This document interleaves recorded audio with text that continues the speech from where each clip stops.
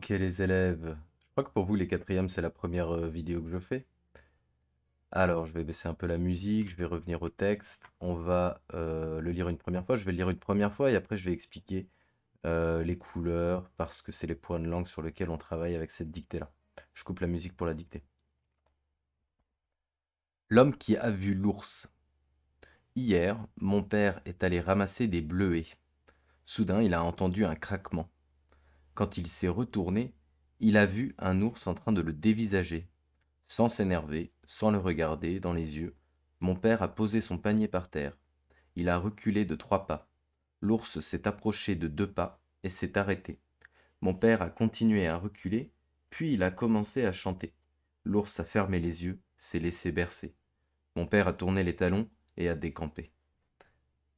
Alors, quand on fait les dictées, à partir de maintenant, il va toujours vous falloir se poser 2 questions, mais j'y reviendrai en classe, mais j'aimerais les rappeler.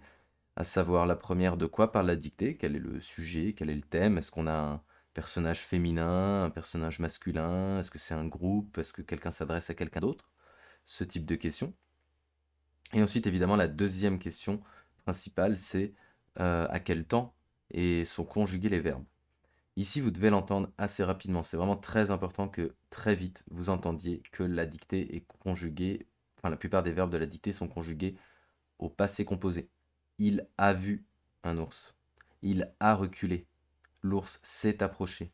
Mon père a continué. Tout ça, c'est des verbes au passé composé, avec l'idée ici que quelqu'un nous raconte l'histoire. Donc c'est dans un français plutôt oral, comme si on racontait ce qui s'était passé. En quelqu'un à l'oral, vous le savez, on va utiliser le passé composé, et c'est pas donc un extrait d'un récit avec pas d'un temps du récit comme l'imparfait et le passé simple. Alors, le point de langue sur lequel on travaille, vous savez, c'est la différenciation entre les E accent aigu, les sons E en E accent aigu et les sons E en ER.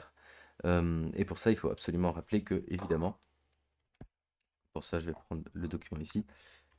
Euh, il faut absolument avoir à l'esprit que lorsque vous avez une terminaison en E, c'est parce qu'il s'agit d'un participe passé. Donc, par exemple, vous avez dans la dictée, mon père est allé. Aller ici est un participe passé. Il s'est retourné. Retourné est un participe passé. Il a reculé. Reculé est un participe passé. Puisque reculer se conjugue j'ai reculé, tu as reculé au passé composé. Et là, vous avez donc le participe passé. Évidemment, c'est valable pour tous les temps composés. Si c'était du plus que parfait, c'est j'avais reculé. Ok? Donc, ça, c'est quand vous allez avoir un verbe au passé composé.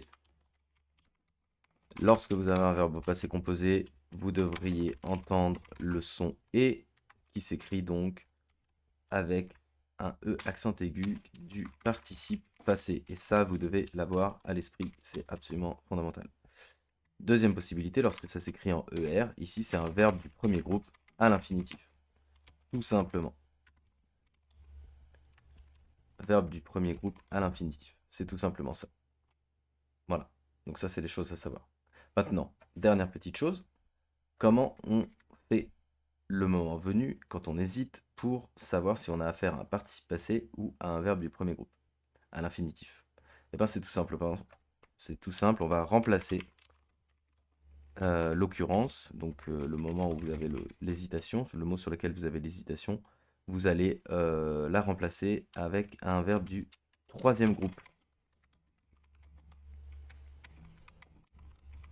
Pourquoi un verbe du troisième groupe? Parce que dans un verbe du troisième groupe, vous allez entendre avec le participe passé, vous allez entendre à l'oreille s'il s'agit d'un participe passé ou du verbe à l'infinitif, puisque par exemple le verbe vendre à l'infinitif, son participe passé c'est vendu. Et donc vous faites bien la différence à l'oreille entre l'infinitif, vendre, et le participe passé vendu. C'est donc ce que vous allez faire dans la dictée. Donc je prends cet exemple. Mon père est allé. Je vais juste prendre mon père est allé. C'est le verbe aller au passé composé. Je vais faire le test, je vais remplacer par le verbe vendre. Mon père a vendu.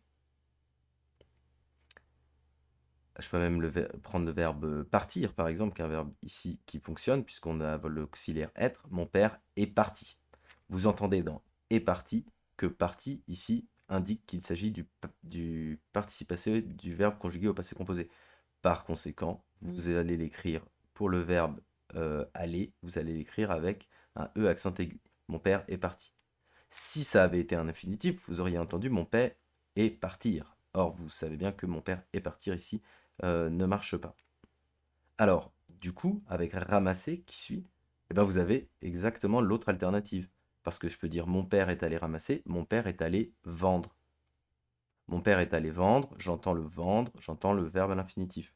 On va refaire une dernière fois le test euh, avec un autre exemple. Il a vu un ours en train de le dévisager. Je peux dire il a vu un ours en train de le vendre. Je ne vais pas dire en train de le vendu. Donc en train de le vendre, j'entends l'infinitif, je sais donc que dévisager, mon verbe initial s'écrira ER. Et si on fait avec il a reculé, on va dire il a vendu. On va pas dire il a vendre. Par conséquent, vous entendez le participe passé. Donc ça, avec les couleurs, vous les avez bien visuellement identifiées, les différentes occurrences, justement. Vous devez faire attention, vous devez recopier la dictée pour la préparer. Et je vous dis à la prochaine fois.